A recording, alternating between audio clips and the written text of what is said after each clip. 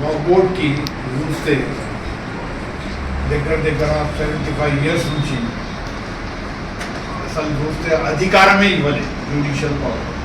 ఇప్పుడు ఎండోమెంట్ ఉంది, endowment to judicial power. Endowment board దగ్గర అట్లనే ఉన్నాయి. భగవంతుడి పేరు మీద కూడా అక్కడ కూడా భూములు ఉంటాయి.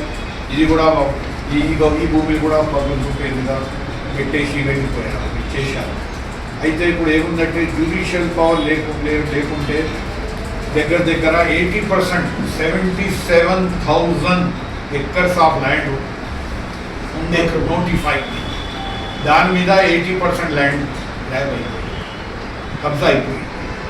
ఇప్పుడు ఏముందంటే పోయిన ప్రభుత్వంలో 2016లో ఒక ఆర్డర్ తీశారు.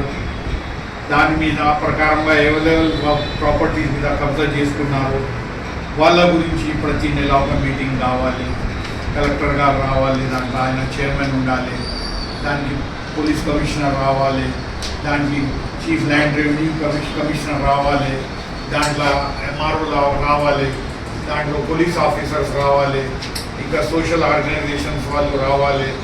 వాళ్ళందరూ కలిసి ఎక్కడెక్కడ ఆక్రమణ అయింది, కబ్జా అయింది, వాళ్ళకి తీయనికి ఒక మీటింగ్ చేయాలి, అది వాళ్ళని తీసేయాలి. డాక్యుమెంట్ కూడా నేను చేస్తున్నారంటే ఆ డాక్యుమెంట్ని కూడా క్యాన్సిలేషన్ చేసి. అయితే పోయిన ప్రభుత్వంలో అది ఆర్డినెన్స్ వచ్చింది, ఆర్డర్ వచ్చింది, అది ఏం దాని మీద అమలు కాదు. మళ్ళీ దాని తర్వాత ముఖ్యమంత్రి గారు ముఖ్యమంత్రి గారు కేసీఆర్ గారు ఒక సిబిసిఐడిది ఎంక్వైరీ పెట్టారు. ఈ 77,000 acres ఆఫ్ ల్యాండ్ నోటిఫైడ్ అది వక్ఫ్ది ఉంది కదా, దాని మీద ఎవరెవరు కబ్జా చేసుకున్నారు సిఐడి వాళ్ళు తిరిగి అంతా రిపోర్ట్ తయారు చేసి గవర్నమెంట్కి ఇవ్వాలి. అసెంబ్లీలో ఇదంత చర్చ జరిగింది. చీఫ్ మినిస్టర్ గారు చెప్పారు ఎంత తొందరగా అయితే ఆ రిపోర్ట్ మీద మేము అమలు చేస్తాము, ఎవరెవరు కబ్జా చేశారు చేస్తాను. ఇప్పటికే చాలా దగ్గర 1 year అయిపోయింది, దాని మీద అమలు కాలేదు, ఏం కాలేదు సార్. దీంతో ముందు కూడా నేను చెప్పాను కదా, 2016లో కూడా ఒక ఆర్డర్ వచ్చింది, దానికి జియో వచ్చింది, దాని మీద కూడా అమలు కాలేదు. దీనికి ముందు కూడా పాత కాంగ్రెస్ ప్రభుత్వంలో ఎస్కే సిన్హా అని ఒక రిటైర్డ్ ఐఏఎస్ ఆఫీసర్ని కమిటీ చేసి ఆయన కూడా పెట్టారు.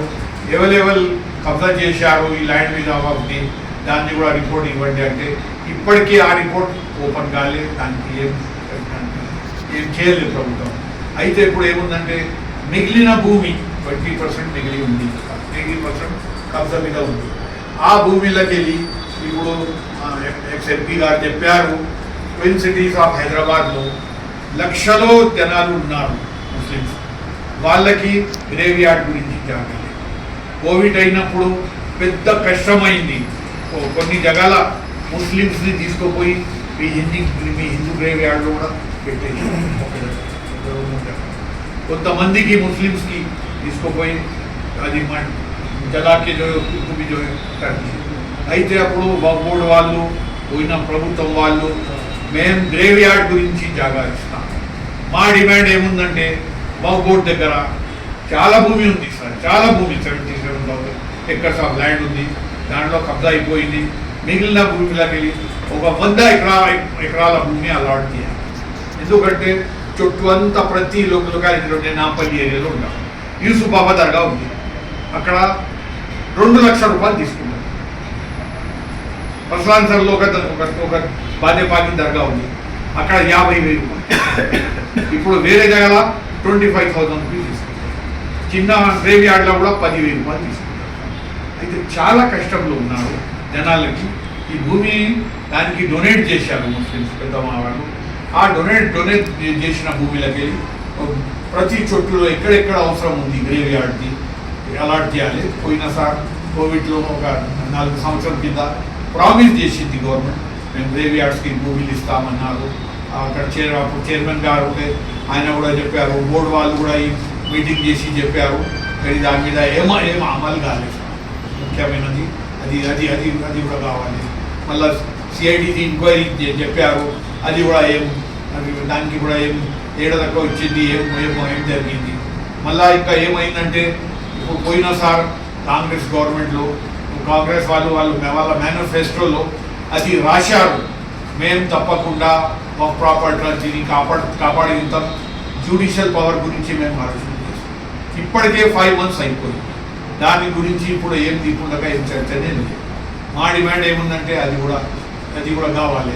మళ్ళీ దీంతో ముందు ప్రభుత్వంలో జాలి డూప్లికేట్ NOCs ఇష్యూ చేశారు. NOCs ఏదో ఎవరికైనా NOC నో అబ్జెక్షన్ సర్టిఫికేట్ ఇచ్చేసారు.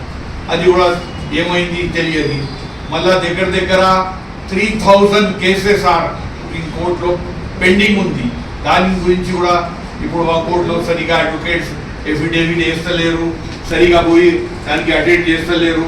అది కూడా కొన్ని కేసులలో మేము ఓడిపోయేది చాలా అవకాశం ఉంది. దానికి కూడా కొంచెం గవర్నమెంట్ ఇంట్రెస్ట్ తీసుకోవాలి. మళ్ళా మా బోర్డులో ఏముందంటే సార్ చాలా ప్రాపర్టీస్ ఉన్నాయి, రెంట్స్ ఇంక్రీజ్ చేయరు, మా బోర్డుకి ఏమి ఇన్కమ్ లేదు. మళ్ళీ మా బోర్డులో చాలా ప్రాబ్లమ్స్ ఉన్నాయి. సరిగా ప్రతి సంవత్సరం ఆడిట్ కాదు. పోయినా సార్ దగ్గర 8 సంవత్సరం దాకా తెలుగుదేశం టీఆర్ఎస్ ప్రభుత్వంలో ఆడిట్ కాలేదు సార్. చాలా పెద్ద అక్కడ స్టాఫ్ చాలా తక్కువ ఉంది. పర్మనెంట్ CEO ఉండడు.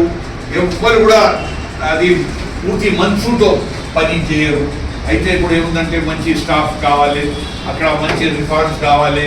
ఎక్కడెక్కడ కబ్జాలు అయినాయి ఆ భూమిలంతా ప్రభుత్వం తీసుకొని ఏదో ముస్లిమ్స్ గురించి అది దాని మీద కాలేజెస్ కట్టాలి. మళ్ళీ ఇంకోటి ముఖ్యమైన మంది లాస్ట్ డిమాండ్, ఇప్పుడు ఏముందంటే ఇంత భూమి ఉంది, 1000 ఎకరాల భూమి హైదరాబాద్లో మీరు చూస్తున్నారు సార్. మైనారిటీస్ వాళ్ళ గురించి స్ట్రక్చర్ కమిటీ, తెలంగాణ మిశ్రా